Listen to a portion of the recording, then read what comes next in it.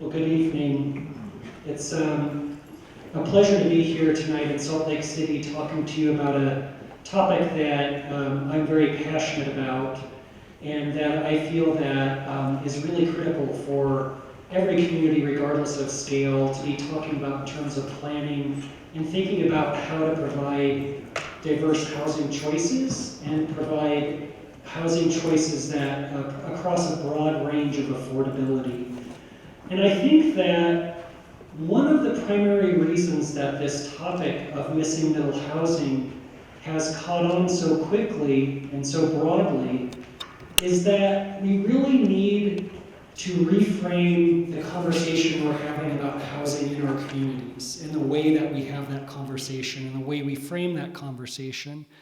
And the term missing middle housing, I feel, enables those of us, especially those of us who are planners, urban designers, architects, that tend to talk a fairly technical terminology. When we go into a community and talk about housing, we get beyond the terms of like density, which is a very scary term that I feel like if you start a conversation in a community about density or an increasing density, it's a conversation and a dialogue you're not really going to get very far in. And so I think that missing middle housing provides a way to talk about the range of housing choices that have existed historically in a lot of neighborhoods and that are really necessary for cities to be thinking about providing more and protecting the current ones to continue to provide those diverse housing choices. This is a picture of a courtyard housing type in Santa Barbara County. One of our very first planning projects was a master plan for a community called Isla Vista. And Isla Vista is a community adjacent to UC Santa Barbara, has some of the highest densities actually the second highest population densities in California outside of San Francisco, but transitions very quickly to single family homes in that community. And the second we started this project, the Citizen Advisory Committee sort of came at us and said, we don't want any housing that's more dense than 17 dwelling units per acre. And sort of it really caught me off guard because first of all, what does 17 dwelling units per acre mean, right? I could ask any single one of you in this audience to describe what housing means at 17 dwelling units per acre, and every single one of you probably would have a slightly different interpretation or understanding of what that might be. And I would say a majority of people might even, especially if they're concerned about community character, compatibility, or maybe even historic preservation, probably might start thinking, well, that could be really scary and really incompatible with the context in my neighborhood. So we took this group around this great neighborhood around downtown Santa Barbara, and we walked around and we saw great bungalow courts, we saw great fourplex buildings, and we ultimately came to this courtyard apartment building. And everybody in the group said, this is exactly what we want in Isla Vista. Said, great scale, great character, builds a sense of community. I could see it really fitting into Isla Vista. And, great shared space in the front of this building. And I said, okay, give me just a few minutes and let me check this building out a little bit more carefully. So I kind of do the very nerdy thing, and I go around and I count the meters, count the doorbells, count the mailboxes, and I came back and said, if we can create a master plan for Isla Vista and replace the zoning with a form-based code that ensures that the new development will be sort of very similar, compatible to scale to this building, will you support the plan and the new form-based code? And they said, absolutely. And I said, by the way, this is 45 dwelling units per acre, this building. So, it's getting beyond that discussion about density and talking about more important characteristics about how a different range of building types can fit into different parts of different communities. So what is the problem? There is a tremendous mismatch between what the market currently wants in terms of housing and what we are providing, or probably more importantly, allowing in large parts of our cities. Some of these statistics are really shocking, and even every time I go through these, they still sort of wake me up a little bit. But there is currently, according to Chris Lineberger, who's now at the Brookings Institute, who's done a ton of research on this, there is a 35% gap between the demand and the supply of walkable urban living. And so this is simply reinforced by the National Association of Realtors does a survey every year, and up to 40% of their sort of the people that they survey all across the country, say we would rather live in a non-single family house, likely a townhouse or one of these bungalow courts, near amenities, near that coffee shop, near the movie store, near the performing arts theater, than living in a single family house. And so this percentage is growing, and the gap is that in any community across the country, we're usually only providing about 10% of housing in the entire market in walkable urban choices. So you can see there's a really big gap in terms of supply and demand. Another really shocking statistic in terms of relating and thinking about the shift in household demographics. By 2025, 75 to 85% of households will not have children. A lot of that has to do with baby boomers, right? Sort of their kids moving out, probably moving out after they've moved back in after college. A lot of people, choosing to not have children or not having children, but this is true of everywhere. People often will say, well, we're in Salt Lake City. We have big families.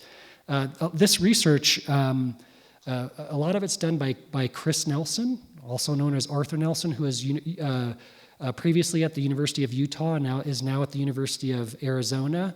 These numbers may vary 1 or 2% based on certain locations, but you can imagine what impact just this one statistic has on the types of housing that we need to be providing in our communities.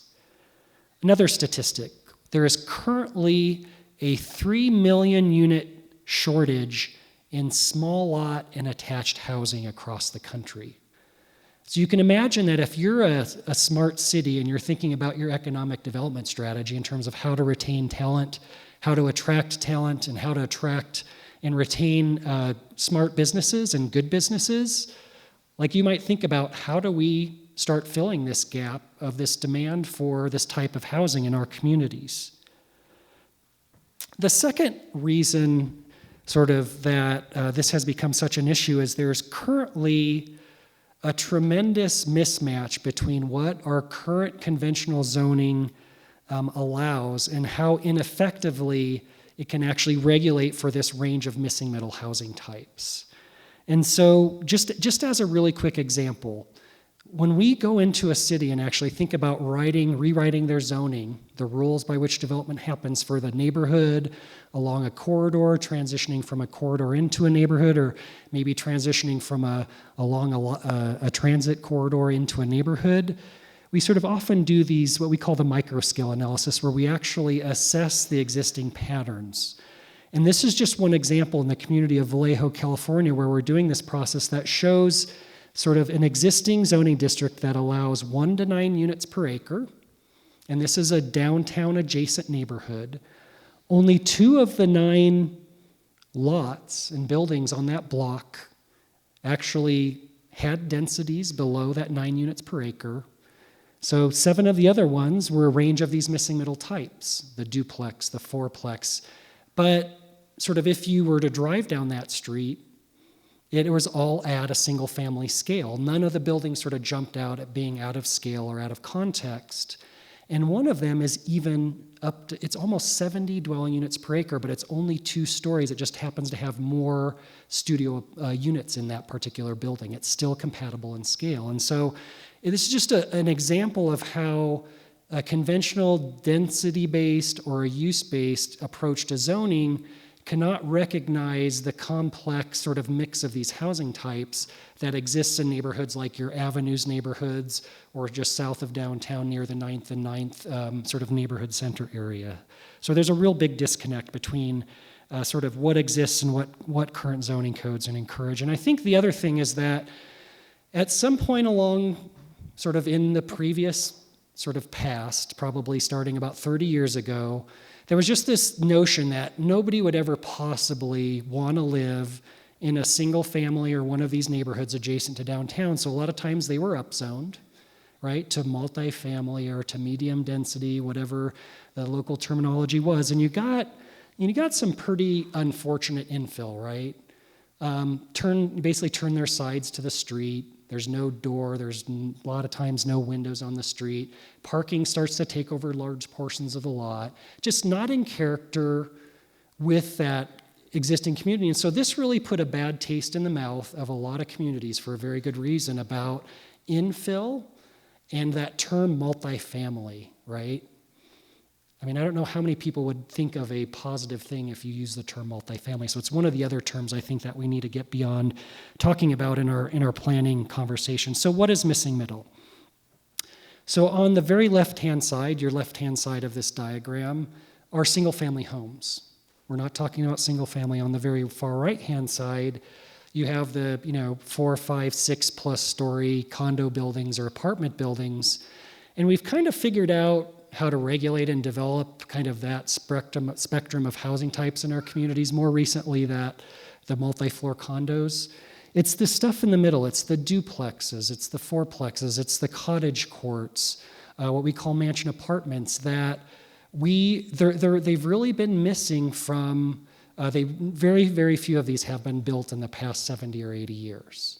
And there's various reasons for that. And what's a really important characteristic about this types is they never get bigger than the scale of a single family house, but they just happen to have multiple units in it. So if you can think about it that way, it's a building that looks like a house, sometimes a big house or a mansion, but it has multiple units inside that compatible scale and form. So, any community you go in, regardless of size, in the pre-1940s neighborhoods has a mix of these missing middle types. Denver has a great mix of types, and a lot of the Denver types are actually fairly similar to the ones you find here in Salt Lake City. You have missing middle in Salt Lake City all over your downtown adjacent neighborhood. Basically, in a neighborhood that was built in a network of streets prior to the 1940s that has a gridded street network, probably has a mix of these. And you might either ride your bike or drive by these on a daily basis and not even notice some of them. So, side-by-side duplex, upper left-hand corner. These great little townhouses on the upper right in the Avenues neighborhood. This is right along Canyon Road that goes up to the trailheads. I ran sort of right by this morning. Multiplex small. This is a building. Actually, one of the staff members said, I've looked at this building several times. It's on a little lane just off of North Temple, and lots of beautiful, really big mansions on the street. And then at the end, there's this great little triplex that looks like a big house. You barely even notice that it's a multi-unit building. And then I was actually pleasantly surprised yesterday to find a number of these cottage courts in Salt Lake City, which I hadn't seen previously. It's the one-story sort of small house, and they're usually attached here, and they're either shaped in a U or sometimes just two lines of them facing each other, and they provide a little community space in between them. Portland has them. New Orleans has them. And so what I really like there's a consistent sort of pellet of these missing middle housing types, regardless of where you go in the country. But in a place like New Orleans, you can see about how these types adapt to meet the local climate, the context of the local climate, as well as responding to the local culture. Because the side-by-side duplex in Salt Lake City, those little one-story sort of buildings sort of put together, look very different than this side-by-side shotgun duplex in New Orleans, where it's two of the shotgun houses put together. And if you don't know what a shotgun house is, you can open the back door and you can open the front door and allow cross ventilation to work its way through the house so that you don't need air conditioning in that hot climate.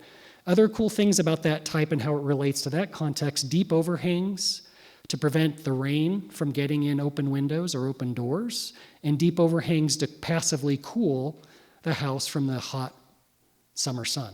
So really, some really cool ways that these types adapt and evolve based on the context that they're in. And so let me give you a quick overview here. And so for those of you who are sort of coming into this conversation and thinking about density, I've put sort of a typical range of densities on the right-hand corner of each of these types. Now, what I like to say is in conventional planning and zoning, we start with a density number, and then we try to sort of fit housing and buildings into that number, whereas with a more form-based and community character-based approach, you define a building type and the parameters of maximum width, maximum depth, height, and you set a minimum lot size, and it actually outputs a density, but that's not the starting point. So side-by-side duplex, I think pretty straightforward, gets you to about 19 dwelling units per acre if you're keeping count, right? Your local example of the side-by-side duplex. You see these all over. I saw a bunch of them yesterday, just within 3 or 4 blocks of that 9th and 9th commercial shop, the neighborhood shopping area where the theater and the coffee shops and restaurants are. Just a really, really great example. A stacked duplex, right? You go in the right-hand door, and you have a flat on the ground floor. And then if you go in the left-hand door, which is you probably wouldn't even notice if you weren't looking very closely, you go up a flight of stairs, and there's a flat on the upstairs. And now this is on a block. I ride my bike by this building every day on my way to work. That's primarily single-family homes. And right, this is single-family scale. It just happens to have multiple units. And this is I really, really love this type. And once again, this generates, if you're thinking about densities, 19 dwelling units per acre. This bungalow court or the cottage court, always historically been one-story units, even your local examples here, tend to be smaller units, typically around 650, 700 square feet, but they can generate densities up to the mid-30 units per acre, which even if you're a planner and you think this way, if you think about 35 units per acre, it's not a one-story series of cottages on a shared green space that you're thinking about. So just to think about how these types start to question that conventional approach to planning and coding and sort of really encourage us to think more differently about how we need to reinforce existing types and kind of rethink regulations to encourage these types in our neighborhoods. Carriage houses, I think that's pretty straightforward. A great fourplex, this is actually in Dallas, Texas. 2 units on the ground floor, 2 units on the top, getting up to, once again, about 30 dwelling units per acre. This is an alley loaded. There's alley access from the back, accommodates about 1 parking space per unit on the site. And then a multiplex small. This is usually a building between 6 to 10 units. This is a new one in a great project called Miller neighborhood in Austin, Texas. Generates about, these are new for sale housing types, about the mid 30 units per acre. Then the townhouse, right? I think of all the markets I've worked in and presented in and talked about missing middle housing, it seems like your market has responded pretty well over the course of the last 5 to 7 years with townhouses.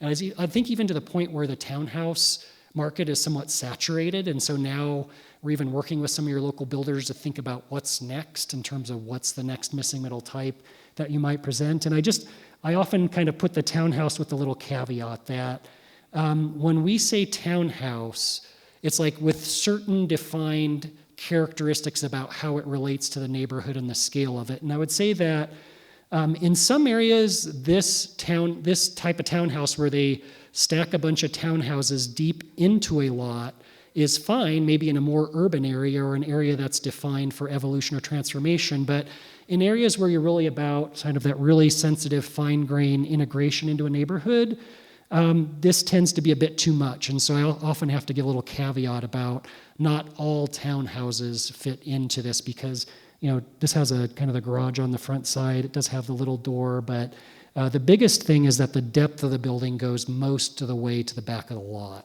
And most missing middle housing types have the depth similar to the depth of the house, so that there is a backyard space. And it doesn't impinge on the privacy of the units next to it. A live-work unit. This is a live-work housing type we designed in a project in Buena Vista, Colorado. Ground floor flex space that can incubate a small local business, either from the person that owns the 2-story unit above it, or they can rent that space out and sort of create a stream of revenue to help them pay their mortgage. Back to that courtyard apartment. Once again, this can actually sort of, with the really careful sort of considerations on lot sizes, can actually get up to about 15 dwelling units per acre at 2 stories in this configuration. So it's kind of shocking to think about this. There are unique Missing middle types, and we're working with, this is actually working with Homes out in Daybreak right now.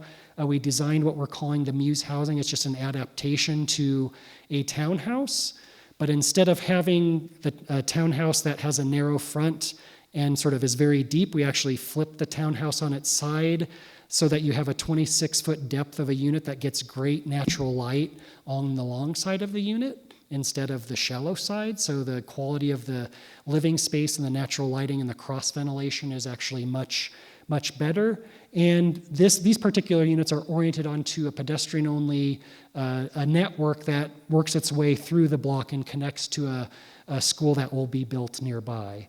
And this is just another example of, we're working with a developer in Omaha, Nebraska, who's building a new walkable neighborhood on the edge of Omaha. And this looks like, a mansion, but this actually has 6 units in it. So he wants to develop a neighborhood that has a mix of these housing types, kind of starting with this mansion apartment that has 6 to 8 units integrated into a form like this that looks like a 1920s or 1930s mansion. So, there's some really creative ways that we are basically needing to rethink the way that we're building and providing housing choices for that pent-up market demand. So where do you find missing middle? Right, this is a pretty typical pattern in Salt Lake City. The cream types are the missing middle types, and the white ones are the single family, and we call this blended density. It's where on any block in any given neighborhood, to the south of downtown, to the north of downtown, there might be just a general mix of like 10 to 15% of the units might be missing middle housing or non-single family. And so that's a pretty typical pattern. So then the question is, does your zoning code and do your policies sort of reinforce that pattern and allow that pattern to exist in a way that's not non-conforming and to encourage that diverse range of housing choices to exist on an individual block? So the other pattern that we often see is you might have a secondary corridor that either is all missing middle housing or maybe primarily missing middle housing, and then as you turn the corner onto a secondary street, the blocks become primarily single family. So that's another condition. And then this is a condition where you might have larger buildings, whether they're 3, 4, maybe even up to 5-story, not missing middle, buildings along a corridor, or maybe that's a transit corridor that allows for bigger intensities, thinking about those first couple of lots as a great transition scale with missing middle, as those big buildings and that bit larger scale transitions into the single-family neighborhoods. So that's another interesting pattern. A very similar pattern as you think about transitions from a neighborhood main street into the neighborhoods, using the missing middle types as the transition and scale into those neighborhoods. So important characteristics of missing middle housing. So this is not, I think it's just really, really important that it's not just simply talking about medium density housing. It's talking about types that have a certain characteristic. And I think the first and the most important is for these types and where these types have been most successful is in a walkable urban context, right? And so to me, all of your great neighborhoods, downtown adjacent neighborhoods, are the types of places where these types have really prospered and are doing really well and will continue to. But even in new communities like a Daybreak or other new urbanist walkable communities, really what we're finding is that the people who are choosing to live in a missing middle type a lot of times are trading size for the amenities and the context and the quality of the community that the missing middle housing is located within. So they're willing to trade that size for those amenities that they can walk to, that cafe, that movie theater, that great restaurant, or those combination of things. And this is just a really great example of, right, you have a really great pattern of these really small, neighborhood-oriented commercial districts sort of sprinkled throughout the neighborhood. And I think those will only continue to do better and better as sort of the neighborhoods continue to revitalize themselves and get more infill in them. A lower perceived density, and I think this is just evident in everything that I've been saying, is that you could look at these types, and if you don't know any better, you would say, yeah, those are those are compatible. They're compatible in scale with that single-family house adjacent to it or around the corner, and so they're not perceived as having high densities or being scary. They're not sort of crossing a threshold where they're not compatible. Small footprint buildings, I think once again, if you're going to take one thing away from this conversation about missing middle is that missing middle housing are buildings that don't get larger than the scale of a single-family house, both in width and in depth and in height, that just happen to have multiple units in it. So small footprint buildings. And so small units doesn't mean sort of micro units or tiny houses. I know these are the latest rage. I think even all the home improvement channels have like several sort of reality TV series about the tiny house. And it's not necessarily talking about that units that are this small, but what I would say is that you already have great examples of how small unit missing middle is performing really well in some of your walkable downtown adjacent neighborhoods. And this is a little bit hard to see, but this is a side-by-side duplex. And this is no bigger than probably 14 feet wide and, maybe 20, there's probably 2 rooms, maybe 2.5 rooms, 2 rooms and a bathroom squeezed in there. So that unit's probably about 500 square feet. So it's a really, so it's working already. And one thing that's really challenging in this conversation is that when builders who are not familiar with building small units think of a small unit, they think of the lowest end of the market, right? Is because they think small is like, that's the cheapest unit I'm gonna build. The reality is that the developers and builders who are building high quality small units can't build fast enough to meet the demand. This is a great builder in Austin, Texas that's building little duplexes throughout walkable neighborhoods in Austin, really high level of design, and has a very sophisticated market who's looking for small but quality. And so that's often a really tough conversation with local developers in terms of trying to get them over that hump. Fewer off-street parking spaces. How many of you feel that if we come into a community meeting here in Salt Lake City and say, we need to require no more than 1 off-street parking space per unit, is that going to be an easy conversation? No, right? And in a lot of neighborhoods it's not, because it's just a really hard thing to grapple with. But we have found that, number one, if we go through a process and document local examples of how missing middle is performing in Salt Lake City neighborhoods like we have in other communities we worked in, we can show that these types are performing, they're actually functioning well, and they're typically providing less than 1 off-street parking space per unit. Number one, because they're in a walkable neighborhood or a transit neighborhood where you have access to transit, or maybe you're choosing to ride a bike. And so, there's just alternatives to using your car, but there's also abundant on-street parking spaces. And so it's a really important conversation to have, because what we found is that if you require, in most markets, if you require more than 1 off-street parking space per unit, you're not going to get missing middle housing, because the economics, the pro forma is not going to work. Some areas, 1.5 off-street parking spaces per unit can work, maybe the areas that are a bit further from downtown, but it's really, really hard to make those work. So it's an important part of that conversation. There are great tools to think about. A nonprofit organization called Transform, based in Oakland, California. I'm a board member of that organization. Their staff created a system called Green Trip. And what it does is it allows developers to trade off-street parking requirements for 50 years of transit passes for the residents, for additional bike parking spaces, for memberships to the city car share. I'm not sure if you have or a car to go or one of those systems where they actually provide 3 city car share cars within the project instead of providing 3 sort of individually owned spaces. And so it's a really great way to respond to sort of the different choices that people are looking for in terms of lifestyle in a walkable urban context.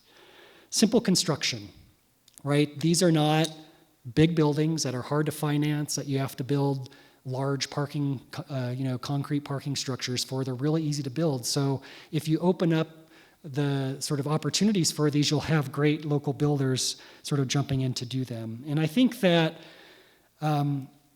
as part of all of our master planning projects, we're thinking about these types, our coding projects. We did a corridor study in Richmond, California. It's a community about 20 minutes north of Berkeley in the East Bay. And on one of the city-owned lots, 100 by 100, we studied this cottage court, 5 units, 650 square foot units. And we worked with an economist, and he did the math, he did a pro forma, and showed that a household with an annual income of $23,000 could afford to either rent or potentially purchase one of those bungalows. So this is affordability by design, not affordability by subsidy. And I think this is a really important tool that every city planning agency, every redevelopment agency, and even the leadership in a city needs to be talking about in terms of one of the ways that a city needs to provide choice and affordability. And then they create community. I think that I often joke that I live in a neighborhood that has a great mix of missing middle. I live in a 1,100 square foot Spanish Revival bungalow. Right next to me is a duplex where a son, his wife, and 1-year-old daughter live, and the other side of that duplex are his parents, right? And just down the street, there's a few fourplexes. And I would say that I think somebody needs to study the block party sort of index of I think the types of places that have these diverse range of housing choices probably have more block parties annually than the neighborhoods that don't.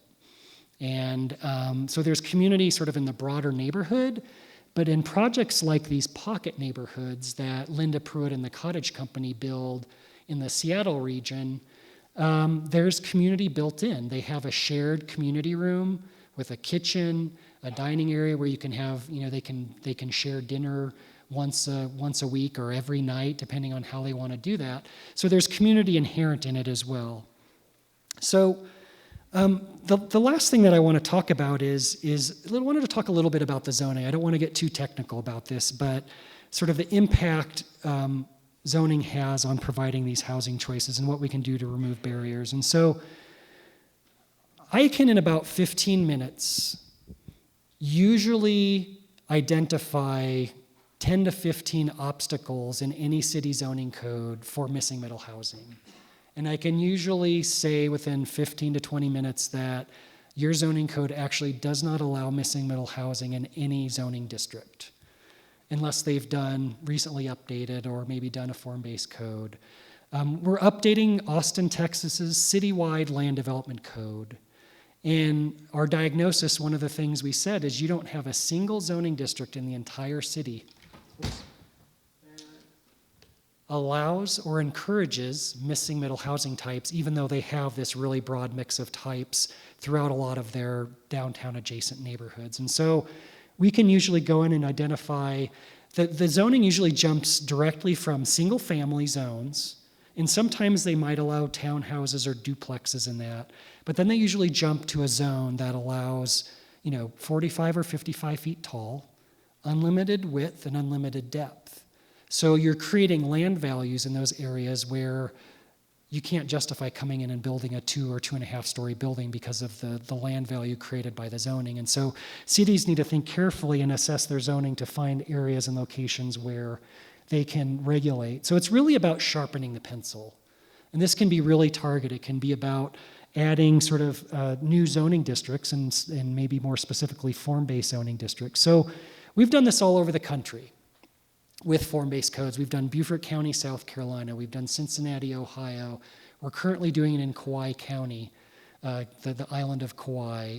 Sort of really nice Flagstaff, Arizona, really broad range of scales of cities. But what we do is we embed building types into the zoning districts. And let me talk a little bit more about what that means. So a conventional zoning code often has supplemental use standards. And so we in our form-based code have supplemental form standards that relate to those range of building types. And so like in Cincinnati, for example, over the course of a couple years of studying the different neighborhoods, we defined sort of this palette of about 16 to 20 building types that were the ingredients of the neighborhoods, the walkable urban neighborhoods of Cincinnati. And so what you see here is, so let's just see, this is a duplex. So each one of these rectangles represents a different form-based zoning district that we created for Cincinnati. And what the black rectangles represent is which of the zones that particular type is allowed in. So each zone allows a certain range of these building types. And so in Cincinnati, we sort of went from single family, larger lot, kind of up to the most urban building type, and those became the ingredients for the neighborhoods. So you allowed a certain mix of those types as was appropriate for the different neighborhoods within the form-based code. And so this is a form-based zoning district called T4 neighborhood, small footprint, right? There's not density in there. It doesn't say anything about density. It's small footprint. And that's the illustrative image of what the intent of the form-based zone is. And this is the range of allowed building types, and you can see a lot of these are the missing middle: row house, duplex, cottage court, and multiplex small. They are tied to a minimum lot size, and that's you're directly allowing a range of these types in each of the form-based zoning districts. So it's a really direct way to do this. So the supplemental form standards, for example, as you look at a couple of those cottage courts, like I showed you, where you have local examples of the one-story houses oriented onto the shared space. And what I would do in Salt Lake City, for example, is most of the examples are attached, right? So that would be a local adjustment of what does it mean to attach those units. But then what is the minimum size of that shared space, both the width and the depth? And what we do here is I haven't figured out a way to do this in a more conventional approach, is the zone, that T4 small footprint neighborhood, allows up to 2.5 stories generally. But what we say is if you want to build a cottage court and you have a lot that meets the minimum lot standards, we're going to give you a couple extra units because we're assuming they're going to be shorter, they're going to be smaller footprints, but you can only have 1.5 stories. And so that's an adjustment of the form, right? And so this is a really careful calibration and adjustment and thought about what makes these types compatible. Now, there might be a more urban area where you sort of create a type that might be a couple stories bigger than this, but that's one of the just examples. And then one of the things we often start by doing, and I encourage this to every city that I present in, is take your zoning districts, the current zoning districts, that kind of the upper single family and the lower end of the multifamily or the medium density, and actually just do quick assessment. Maybe work with the local American Institute of Architects and have them do this. And don't show the best case build-out scenario. Show the worst case build-out scenario on a series of typical lot sizes that you have. And I think you'll be shocked about what your current zoning code allows. Because most zoning codes in those medium density zones, even in some of these great little neighborhoods, actually encourage a builder to come in and aggregate lots and build a really big and out-of-scale building. So like I said, that might be appropriate in really downtown adjacent, but as you transition away, is it encouraging the right thing? So how else is missing middle being used? The city of Nashville, Tennessee, sort of very, very sort of innovative, led by Rick Bernhardt, who recently retired as their planning director, but they are using missing middle housing in their citywide comprehensive plan as one of the tools to help them address affordability in a city whose real estate market is just exploding. And they actually last week won the National APA Award for comprehensive plans for that particular plan, so I was excited to see that.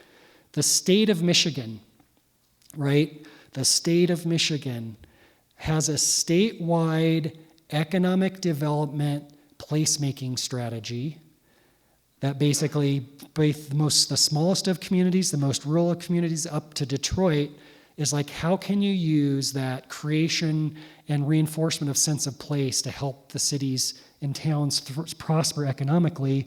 they're using missing middle housing as one of the implementation tools to help communities achieve those goals. And they sponsored the first ever missing middle housing design competition that I was on the jury of late last year. Austin, Texas, I mentioned we're doing the code update. We're creating a missing middle housing, affordable housing density bonus program where we will say, as a developer, we're defining the width, the depth, and the height of that building.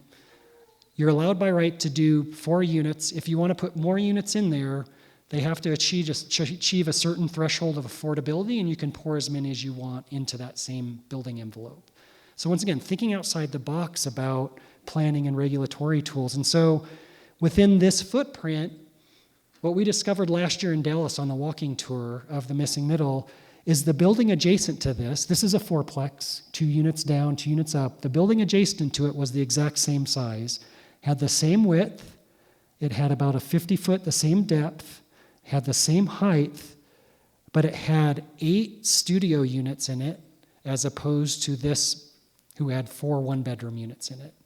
But it generated a density of 72 units per acre, and this one had about 35 units per acre, but they were the exact same building form. And so let's just, thinking about this differently.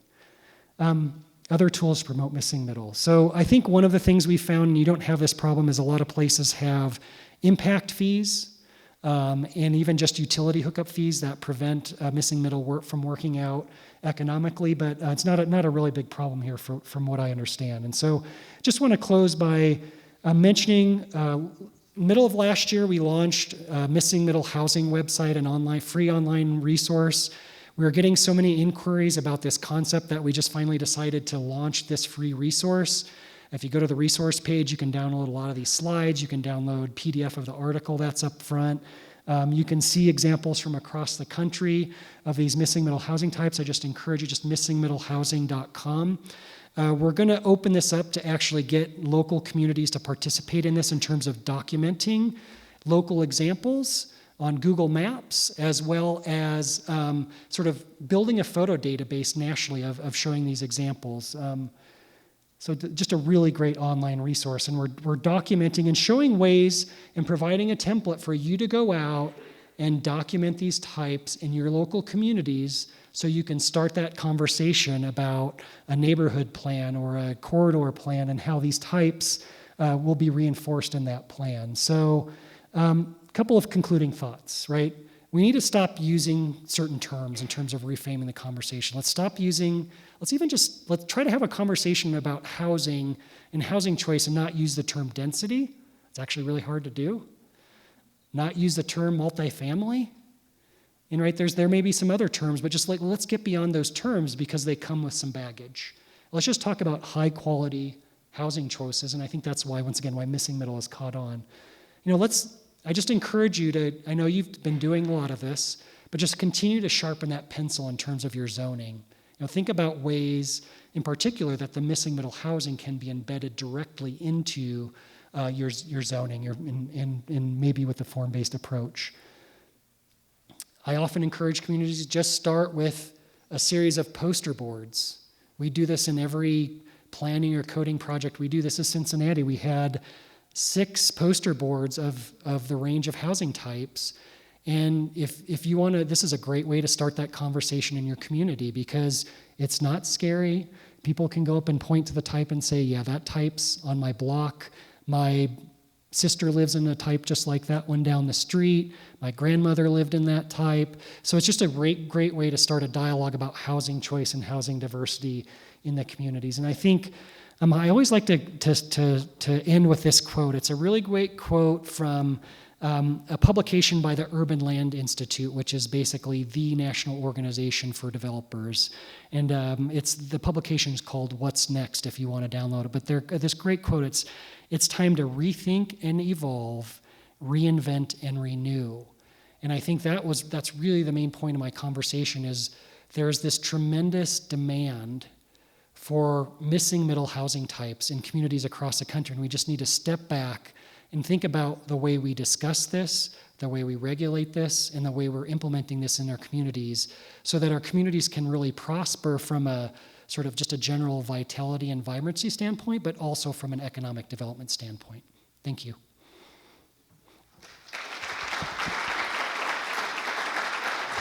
The examples you showed were in this area were about 100 years old, and since we've had so little construction in that type, do you have any? Have you started to develop some good urban design guidelines for these types, for the missing middle? So what I would say is a good form-based code prevents the need for design guidelines, because those elements that you want to reinforce should be part of your form-based code. And I think that's one of the real failures to a lot of what we see in a lot of zoning, is that they've often added layers of either overlays or design guidelines on top of a base system that isn't meant to address the complexities of those environments. So what I would say is, if you pick up if you download Cincinnati form-based code or Flagstaff, Arizona, you'll see that a lot of those characteristics that a lot of times are pulled out and put in guidelines are embedded in the form-based code. And we feel that that's really, really critical for clarity, usability, and just ultimately administration of the code. Quickly, I might have missed this, but affordability is such a key component of this, and you talked about that 6-unit project where a family making $20,000 a year can qualify. Can you elaborate on that just a little bit more, how they got to that level and where that is? I think I missed that. I apologize. Yeah, no, a lot of that has to do with starting out with small units and being able to provide small units as sort of small units, as I said earlier, can be by choice, but also can enable a person or a couple to actually get into the market and actually build equity. So basically, 100 by 100 foot lot, one off-street parking space per unit. You can get 5 of those 650 square foot cottages. Depending on where you are, the cost per square foot construction is going to be a little bit different, but it's, in the Bay Area, it's going to be at least $125, $150, if not $175 per square foot. But if you run the economics of that and assume that the land, in that instance, the land is either being provided at a pretty discounted rate, or maybe we didn't sort of put it at zero on the pro forma, but it's a lot of it has to do with the fact that you can get those 5 units at the sort of smaller end of the scale, simple construction. Actually, they didn't have garage units, they just have a parking space, so which often cuts off another $10,000 or $15,000 of cost. So that gets you to the point where the pro forma is telling you that it's that $23,000 of annual income that a household can afford. At that level, a household can afford to either buy or rent that unit. Just to follow up on that, I was wondering if that affordability applies to all the missing middle housing types or just that particular type? I think affordability by design applies to a large range. Like even a fourplex, for example, is if you can think about if a city were to, a lot of the planning neighborhood plans or the citywide form-based coding that we do looks for areas where it would make sense. Maybe there's historic examples of fourplexes exist. If we can allow and enable a developer to build a fourplex, and it may be small units, it might be medium-sized units, it can give a pretty broad range of affordability just based on the fact that you're getting multiple units on a lot. And I would say that most of the missing middle types, the duplex maybe less so, just because it's the yield or in terms of the number of units isn't as high. So the economics mean is that you'd be asking for more. So I'd say the further you slide up in terms of the number of units, the more there's going to be a level of affordability by design. But I think it's really important. But I think we need to be thinking about affordability by design. We need to think about affordability. There needs to be some subsidized affordable housing, and that's probably providing a lot of bigger units as well that couldn't be delivered without that subsidy. And then there's, giving developers the tool like the density bonus system where developers can sort of provide that at a different level of affordability within missing middle with that density bonus program. A question, because there's very little missing middle housing zoning, seems like you'd be either upzoning in a residential single-family area or down zoning in a maybe multi-family area. Has there been resistance from property owners in cities where you've recommended sort of this missing middle zoning? Yeah, I think it's a tough part of the conversation everywhere. That's the third term I would say we should not use is upzone. Usually what we're doing is sort of going into maybe even a block by block basis and showing that those missing middle housing types exist, what their form parameters are, and using that to inform what's allowed sort of in those specific areas. It's a really fine grain assessment and coding exercise that's why I like to use that sharpening of the pencil analogy is a lot of zoning, even the mapping has been done in a really broad brush kind of way. And thinking about where missing middle would be appropriate, whether it be along a corridor, certain parts of neighborhoods, needs to be very carefully considered, and there needs to be conversations with the communities, starting with those photo boards about kind of what the intent is and sort of how that might be implemented. It's a tough conversation. How do you feel the capital markets are responding to this as you see the shift to having demand for more middle housing, yet it forces a scattered site scenario if you're going to do multiple to hold for an investment, and that's probably a challenge. And certainly it works well for a small local builder that wants to build something, or a family that wants to build something and have a rental next to them, but it seems that it would be more difficult with scattered sites and larger unit counts. Have you found a way to kind of crack the code on that issue? Yeah, I think that's one of the primary reasons.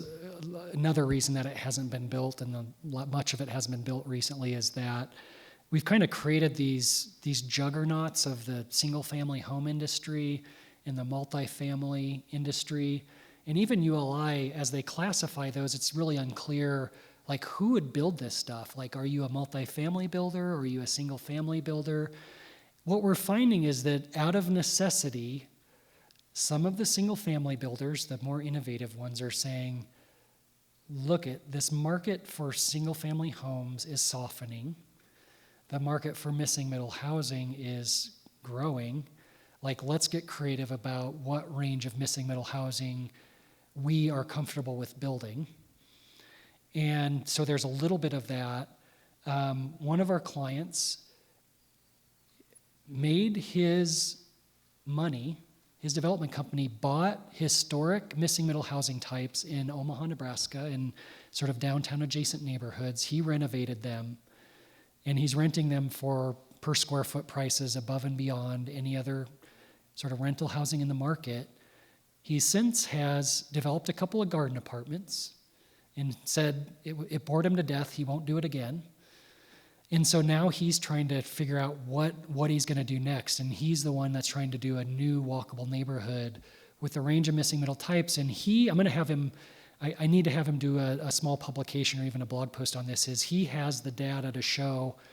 He told me that it's more efficient for him to manage the scattered site historic missing middle types.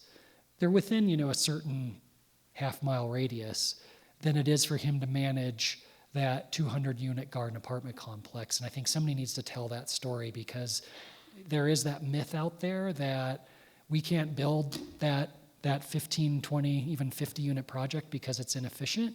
And so we need to start kind of building a database of this information and people who have been doing it. So I would say that there's not going to be, I don't think, a quick shift. I think it's just going to be a transition to creative developers at the single-family scale that need to diversify their product types, and then apartment and condo builders that are thinking to diversify. Because on that other end, we've been talking with a really large developer in the Washington D.C. area that the reason for thinking about missing middle is they can't deliver townhouses for under $800,000 or $900,000. because of land value. So they're thinking about missing middle as a way to sort of create maybe a fourplex building or a sixplex building that they can deliver then to the market for sort of more of that $300,000 or $400,000 market. So we're seeing it happening slowly. I think it's going to pick up pace after the next couple of years as more and more markets are finding that there's more demand for this, and they can't build sort of the stuff they've been comfortable with and deliver it for the price range that their market can accommodate. First off, thanks for the presentation. I walked into this just being interested, but now I'm pretty pumped on the whole topic. Can you talk a little bit more about carriage houses and incorporating them in the missing middle market and where you've seen success kind of come from in your experience?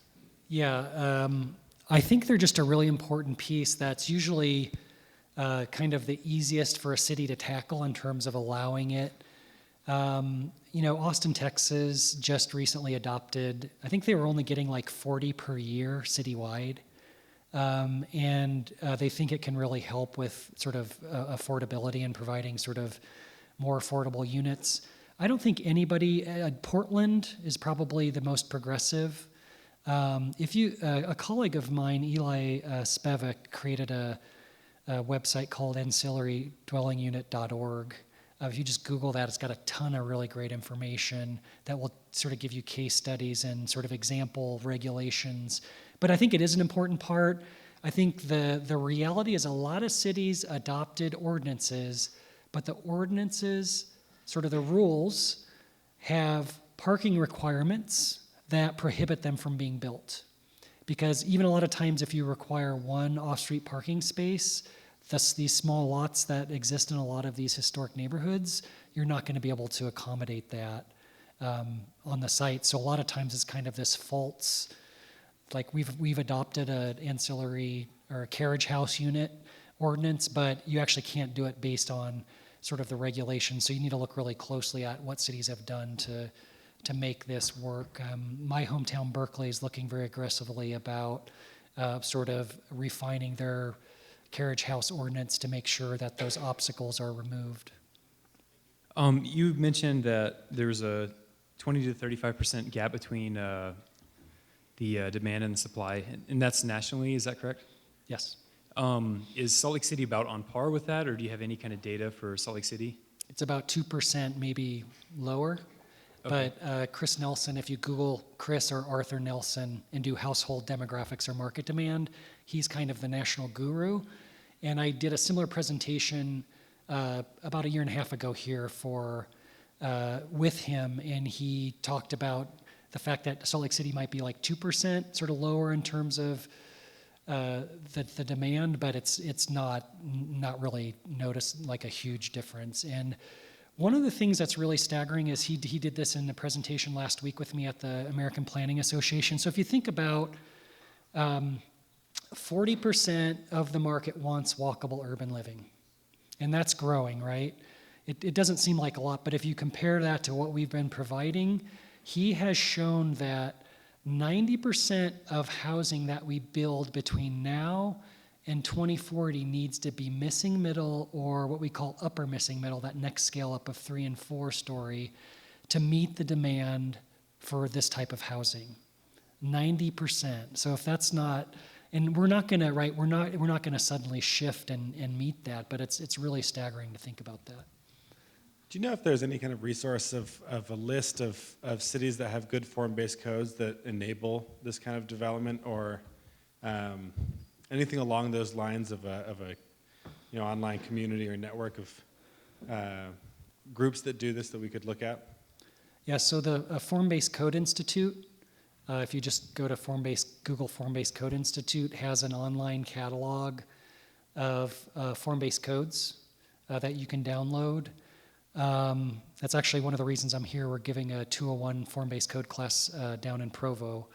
Yeah, I tell you what, if that doesn't get you there, grab my card and just email me and I'll send you some. Our codes directly embed the types. Not a lot of them do that. I can't remember. Salt Lake City has a couple of form-based codes. I can't remember if they have types. They do have types. So you can look at the local examples as well and ask the local expert here.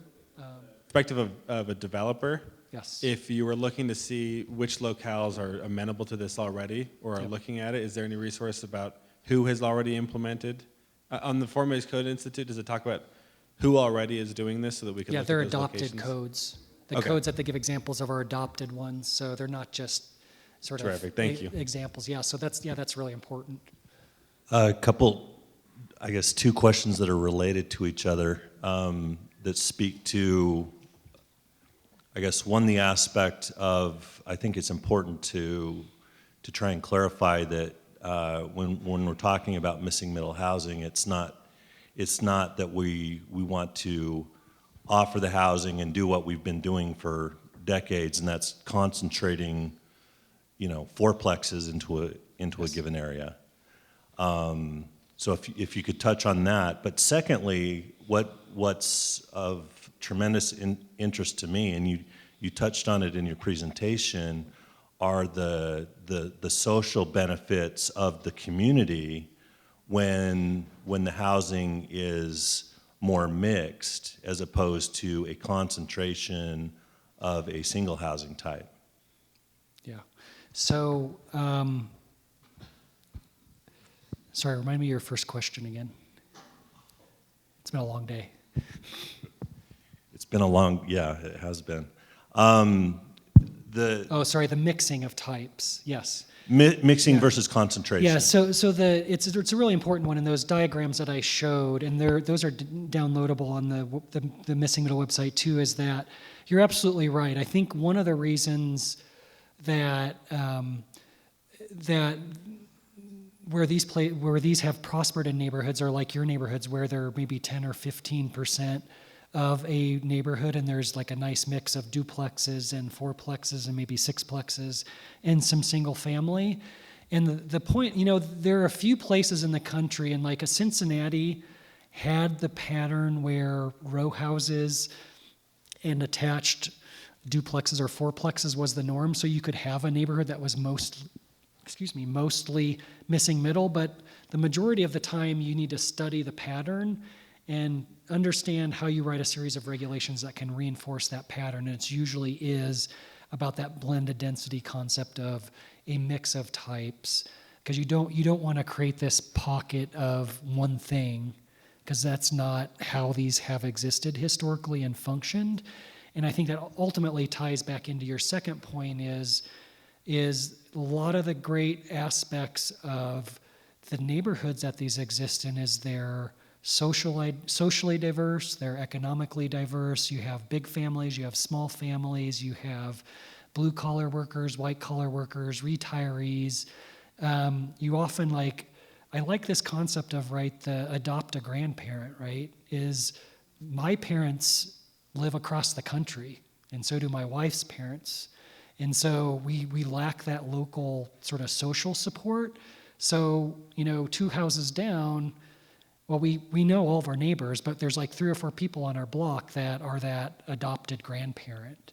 And I think that's the type of social network that this mix of types and the mix of unit sizes fosters, as opposed to, if you've ever flown into like Las Vegas or Phoenix on the edges, I guess even maybe some of the edges of Salt Lake City, you see these pods of one type of thing where you have the medium-sized single family really clearly demarcated. It never got beyond the diagram, and then you have the larger lot single family kind of all located in one place, and it's all kind of one thing. Across that big arterial street, you have a pod of townhouses that probably have a wall around them or are fairly internally focused, and then right next to that you see the bigger multifamily. And sort of that's what we're ultimately trying to get away from here, is it's about blending sort of and sort of creating neighborhoods with that sort of social diversity. If there's 1 or 2 other questions, I can take them, and then we'll let everybody go. I feel like you're missing one of the bigger challenges, which is actually socioeconomic discrimination. What would your response be to that? that what related to socioeconomic discrimination? So the fact that it's not necessarily the size or the design of the buildings, but in fact, discrimination.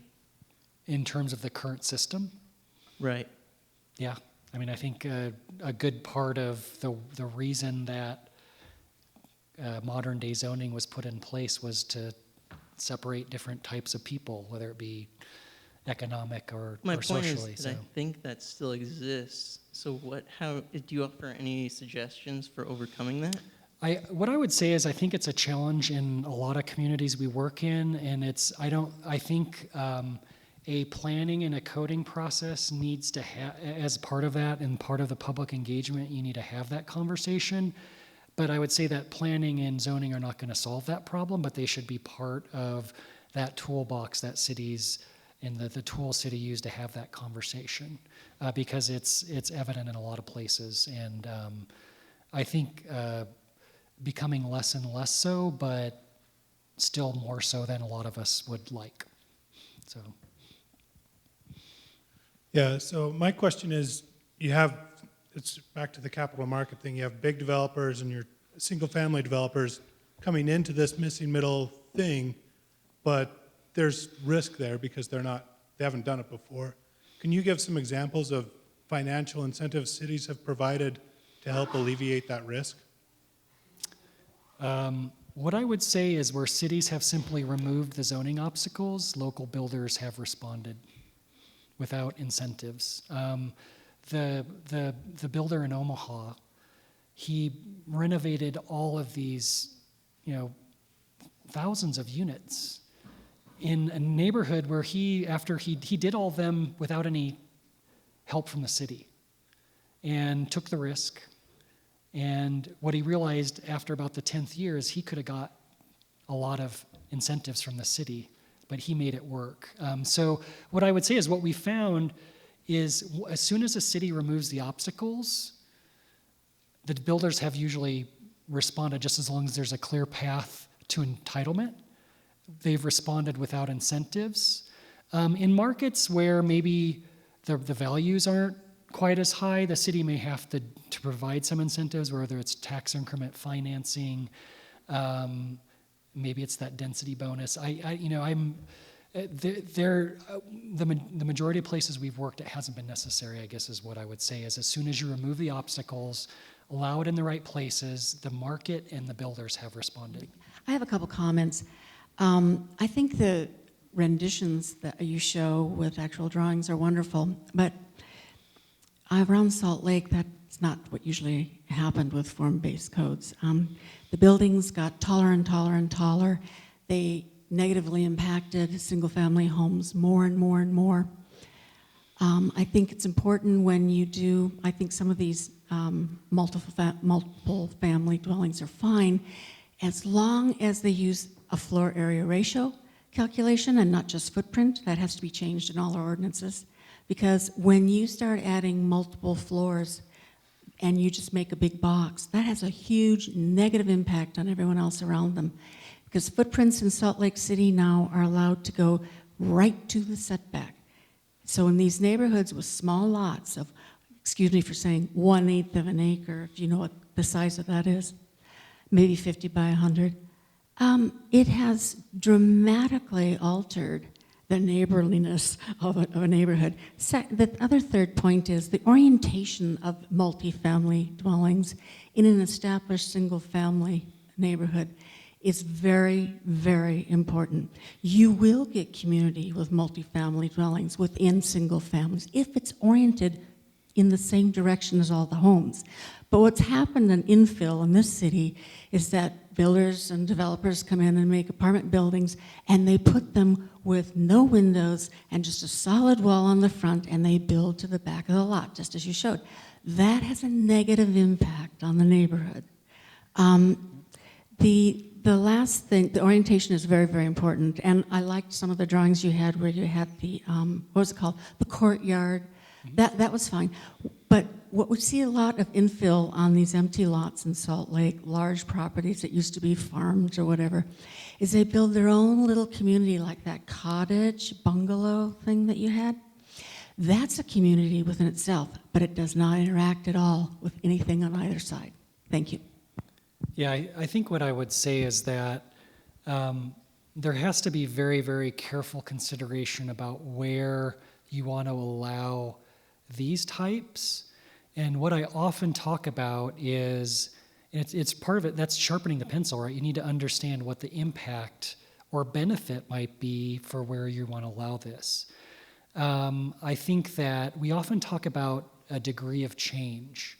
And so whenever we're doing a planning process, like thinking about the future of a neighborhood or a corridor or downtown, we ask the question and have to come to a decision working with the community about, is it maintain, which maybe it needs some really tiny improvements, but generally it's in pretty good shape, or it's evolve, where there's maybe a few more gaps to fill, maybe that infill is not at a scale that's dramatically different. Maybe it's a scale that's compatible with what exists. Maybe there's some public sector improvements that need some smaller ones. And then there's transform, which is, okay, there's been a conscious decision that light rail's been put in, or this area is adjacent to downtown. It makes sense for this area to have dramatic changes. And so making that decision is really important in any planning process, and then using the right tools for each of those different types of areas to make sure you're not getting the offenders like you were talking about. And I would say I'd like to come up and talk a little bit about FAR, but to me, FAR is a completely ineffective zoning tool. But in addition to width and depth, you need height. It's defining an envelope. So you can come up afterward, because I can show you 1 million photographs that we've taken that show a project that meets FAR regulations, but is not compatible with the neighborhood. When I talk about that footprint, it takes into a consideration appropriate setbacks. So I think that's part of what it is. And yeah, it's height, width, and depth. So it's achieving more directly what FAR was attempting to do, but it's just saying this is what the allowed envelope is. So I'm going to just, I don't know if did you have a closing? Okay. Just thank you. Okay. We thank you all for coming, and thank you so much to Dan for being here. It's very instructive.